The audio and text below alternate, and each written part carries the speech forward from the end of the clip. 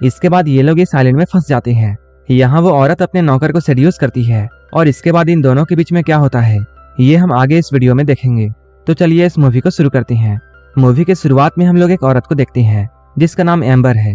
वो एक घमंडी औरत है जिसे अपने पति के दौलत पर बहुत घमंड होता है। एक दिन एम्बर अपने हस्बैंड और एक कपल के साथ प्राइवेट प्लेन में क्रूज के लिए जा रही होती है।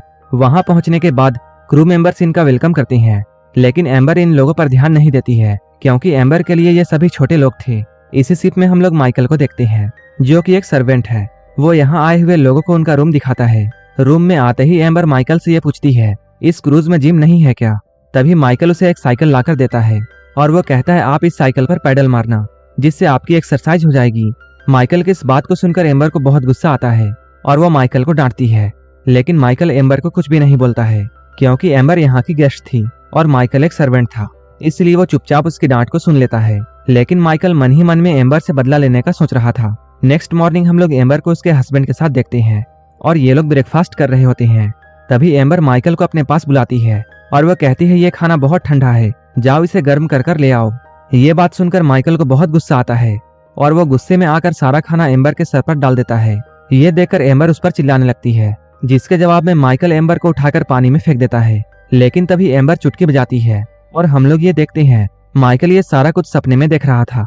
इसके बाद वो खाने को उठाकर उसे गर्म करने के लिए किचन में जाता है। वहां पहुंचकर वो अपने दोस्तों से ये कहता है एम्बर बहुत ही घमंडी औरत है और वो मुझ पर अपना ऑर्डर चलाती है। इस पर माइकल के दोस्त उससे ये कहते हैं अमीर लोग ऐसे ही होते हैं। कुछ देर बाद शिप का कैप्टन खुद ही उस खाने को लेकर एम्बर के पास जाता है। उस गर्म खाने को खाने के बाद एम्बर शांत होती है। एक रात माइकल मछली पकड़कर किचन की तरफ जा रहा था, तभी उसे रास्ते में एम्बर मिल जाती है। एम्बर यहाँ उसे फ्लर्ट करती है और वो उसे सेड्यूस करने की कोशिश करती है, लेकिन वो एम्बर को इग्नोर करके यहाँ से चला जाता है।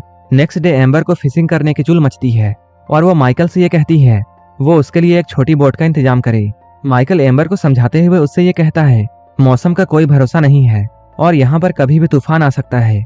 लेकिन एम्बर को जोरों से चुल मच रही थी, इसलिए वो फिशिंग करने की जिद पर अड़ जाती है। मजबूर होकर माइकल भी एम्बर की बात को मान लेता है और उसे एक छोटी बोट में बैठाकर समुद्र में फिशिंग करने के लिए जाता है।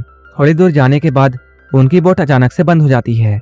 इसके बाद माइकल बोट को चेक करता है। चेक करने पर उसे ये मालूम चलता है इस बोट पर तेल खत्म हो चुका है। एम्बर जब ये सुनती है तब इस बात के लिए वो माइकल पर चिल्लाती है। ये सुनकर माइकल उससे ये कहता है इसमें मेरी क्या गलती है, क्योंकि मैंने तो तुम्हें पहले ही मना किया था। इन दोनों के पास यहाँ कोई भी ऑप्शन नहीं था, इसलिए ये लोग आराम से बोट पर बैठते हैं और शिप के यहाँ आने का वेट करने लगते हैं। इन दोनों को ऐसे ही वेट करते हुए एक दिन बीत जाता है, लेकिन यहाँ कोई भी नहीं आता है। एम्बर इस बात से बहुत परेशान होती है और वो जोर जोर से चिल्लाने लगती है, लेकिन यहाँ उसकी आवाज सुनने के लिए माइकल के अलावा कोई भी नहीं था। तभी एम्बर की नजर बोट पर रखी हुई गन पर पड़ती है। एम्बर को ऐसा लगता है जैसे ये एक फ्लेयर गन है। एम्बर जैसे ही इस गन को चलाने वाली होती है, माइकल उसे रोक देता है। वो उसे कहता है ये एक फ्लेयर गन नहीं है, बल्कि ये एक रियल गन है और जो भी तुम सोच रही हो इससे वो काम नहीं होगा। लेकिन एम्बर उसकी एक नहीं सुनती है और इन दोनों के बीच में हाथापाई होने लगती है। इन दोनों की लड़ाई की वजह से वो गन यहाँ चल जाती है। गोली इस बोट के एयर बैग पर लगती है, जिसकी वजह से बोट का एक एयर बैग पंचर हो जाता है। ये दोनों अब काफी निराश हो चुके थे और ये लोग बोट पर लेट जाते हैं। तभी ये लोग देखते हैं उनकी बोट बहते हुए एक आइलैंड पर पहुंच चुकी है। जैसे ही ये लोग किनारा देखते हैं, दोनों लोग तैरते हुए यहाँ पहुंच जाते हैं। यहाँ पहुंचने के बाद माइकल इस जगह के बारे में पता लगाने की कोशिश करता है, लेकिन उसे कुछ भी मालूम नहीं चलता है, जिससे वो ये समझ जाता है ये एक वीरान टापू है। वहीं दूसरी ओर एम्बर को माइकल पर बहुत गुस्सा आ रहा था और वो माइकल से ये कहती है हम लोग तुम्हारी वजह से यहाँ फंसे हैं, बस एक बार मैं अपने घर पहुंच जाऊं, फिर मैं अपने लॉयर को बोलकर तुम्हारे ऊपर केस कर दूंगी। ये सुनकर माइकल को भी गुस्सा आ जाता है और वो एम्बर से कहता है तुम्हें जो भी कुछ करना है तुम कर लेना। ये बोलकर माइकल यहाँ से चले जाता है। कुछ देर के बाद माइकल को यहाँ पर एक घर दिखाई देता है और घर के पास ही उसे कुछ सामान भी मिल जाता है। इन सभी चीजों को मिलाकर वो मछली पकड़ने का एक हथियार बनाता है। उस हथियार का इस्तेमाल करके वो मछली पकड़ लेता है। इसके बाद वो किसी तरह आग जलाता है और मछलियों को भूनकर आराम से खाता है। इसके बाद एम्बर माइकल के पास आती है और उससे खाने के लिए कुछ मछलियां मांगती है, लेकिन माइकल एम्बर को मना कर देता है। ये सुनने के बाद एम्बर माइकल से ये कहती है तुम मेरे लिए मछलियां पकड़कर ले आओ, लेकिन फिर भी माइकल एम्बर को मछलियां देने से मना कर देता है और वो उससे कहता है अब मैं तुम्हारा नौकर नहीं हूँ, अगर तुम्हें खाना चाहिए तब तुम्हें मेरी नौकरानी बनना पड़ेगा और दिन रात मेरी सेवा करनी पड़ेगी। ये कहते हुए माइकल एम्बर को अपने सारे कपड़े धोने के लिए देता है। अब एम्बर के पास भी कोई रास्ता नहीं था, इसलिए वो मजबूरी में माइकल की बात को मानकर उसके कपड़े धोने लगती है। कपड़े धोने के बदले माइकल उसे खाने के लिए मछलियां देता है। अब माइकल शहंशाह की तरह ऐश कर रहा था। वो बस मछलियां पकड़कर लाता था और सारा दिन आराम करता था। मछलियों को पकाने से लेकर सारा काम एम्बर करती थी। असल में माइकल एम्बर को सबक सिखाना चाहता था, क्योंकि एम्बर ने उसके साथ क्रूज में बुरा व्यवहार किया था, जिससे माइकल को बहुत बुरा लगा था। इन दोनों को इस आइलैंड पर ऐसे ही कुछ दिन बीत जाते हैं, लेकिन अब तक इन दोनों को यहाँ पर लेने के लिए कोई भी नहीं आया था।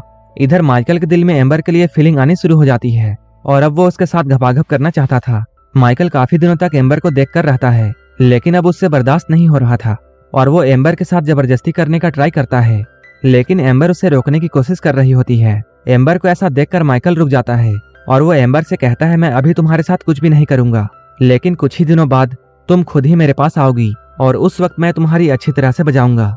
अब एम्बर भी कई दिनों से प्यासी थी और वो भी अब इंटीमेट होना चाहती है और उसके मन में भी फीलिंग्स आने लगती है। इसके बाद वो माइकल के पास जाती है और वो उससे कहती है, तुम जमकर मेरे साथ घपाघप करो और मेरी गुफा में डुबकी लगाओ। ये सुनकर माइकल बहुत खुश होता है। इसके बाद ये लोग यहाँ भयंकर घपाघप करते हैं। एक दिन जब शाम में ये लोग बैठे हुए होते हैं, तभी एम्बर माइकल से ये कहती है, अब मैं तुमसे बहुत प्यार करती हूँ। ये सुनकर माइकल बहुत चौंक जाता है और वो एम्बर से ये कहता है, अगर हम लोग इस आइलैंड पर नहीं होते तब तुम मुझसे ये बात कभी नहीं कहती। क्या तुम्हें याद है तुमने मेरे साथ शिप में कैसा बिहेव किया था? इस पर एम्बर माइकल से ये कहती है, उस वक्त मेरा मूड बहुत खराब था, क्योंकि मेरा पति मुझे सेटिस्फाई नहीं कर पाता था, लेकिन जब से मैं तुम्हारे साथ इंटीमेट हुई हूँ, मुझे ये एहसास हुआ तुम्हारे छोटे चेतन में काफी दम है। ये सुनते ही माइकल फिर से जॉनी सिन बन जाता है और ये लोग फिर से इंटीमेट होते हैं। यहाँ रहते हुए इन दोनों को कई दिन बीत जाते हैं। ये लोग यहाँ मछलियाँ पकड़कर खाते थे और बाकी समय में संभोग किया करते थे। ये दोनों इस आइलैंड पर बहुत खुश थे, लेकिन तभी इन दोनों को समुंदर में एक नाव दिखाई देती है। उस बोट को देखकर एम्बर माइकल से ये कहती है, हम दोनों को कहीं पर छुप जाना चाहिए, लेकिन माइकल उसे मना कर देता है। इस पर एम्बर माइकल से ये कहती है, मैं तुम्हारे साथ बहुत खुश हूँ और मैं तुम्हें छोड़कर कहीं नहीं जाना चाहती हूँ। इस पर माइकल एम्बर को समझाते हुए ये कहता है, मैं भी तुमसे बहुत प्यार करता हूँ, लेकिन हम लोग इस आइलैंड पर जिंदगी नहीं गुजार सकते हैं। अगर हम लोग इस आइलैंड से बाहर निकलते हैं तब हम लोग एक दूसरे के साथ कहीं भाग जाएंगे। एम्बर भी माइकल की इस बात को मान लेती है। इसके बाद ये दोनों उस बोट में बैठकर क्रूज शिप में आ जाते हैं। वापस आने के बाद एम्बर का हस्बैंड एम्बर का देखभाल करने के लिए माइकल को थैंक्स बोलता है। इसके बाद माइकल उदास होकर यहाँ से लौट जाता है और एम्बर भी अपने पति के साथ होटल चली जाती है। लेकिन यहाँ आने के बाद भी एम्बर माइकल के बारे में ही सोच रही थी। वहीं दूसरी ओर हम लोग माइकल को देखते हैं, जो कि एम्बर के लिए एक रिंग लेता है। इसके बाद वो एम्बर को कॉल करता है। एम्बर माइकल से ये कहती है, तुम मुझे बस ये बताओ कब मुझे तुम्हारे साथ चलना है, मैं बिल्कुल तैयार हूँ। एम्बर माइकल को समझाते हुए कहती है, तुम एक लेटर में प्लान लिखकर होटल के रिसेप्शन में छोड़ देना। इसके बाद माइकल एक लेटर लिखकर होटल के रिसेप्शन में छोड़ देता है। माइकल ने लेटर में यह लिखा था, मैं कल क्रूज शिप में तुम्हारा वेट करूंगा। नेक्स्ट मॉर्निंग जब एम्बर उस लेटर को लेने के लिए जाती है, तब वहां पर एम्बर का पति भी पहुंच जाता है और वहां पर वो उस लेटर को देख लेता है। यहाँ वो उस लेटर को पढ़ता है। इस लेटर को पढ़ने के बाद उसे एम्बर और माइकल के प्लान के बारे में पता चल जाता है। इसके बाद वो तुरंत एम्बर को एक हेलीकॉप्टर में ले जाता है। जाने से पहले वो होटल में एक लेटर देता है और वो होटल वालों से ये कहता है, इस लेटर को माइकल को दे देना। इसके बाद माइकल जब उस लेटर को पढ़ता है तब उसे बहुत बुरा लगता है। इस लेटर में ऐसा लिखा था कि मैं तुमसे प्यार नहीं करती हूँ और आइलैंड में हमारे बीच जो भी कुछ हुआ था वो सिर्फ एक हादसा था। असल में इस लेटर को उसके पति ने लिखा था ताकि माइकल इस लेटर को पढ़कर एम्बर को भूल जाए। इस लेटर को पढ़ने के बाद माइकल भागता हुआ एम्बर की तरफ जाता है और वो देखता है एम्बर हेलीकॉप्टर में बैठकर जा रही है। यहाँ पहुंचने के बाद वो अपने खरीदे हुए रिंग को एम्बर की तरफ फेंकता है। वो रिंग पानी में गिर जाती है। यहाँ पर माइकल को ऐसा लगता है जैसे एम्बर ने उसे धोखा दिया है। इन लोगों की अधूरी लव स्टोरी के साथ ये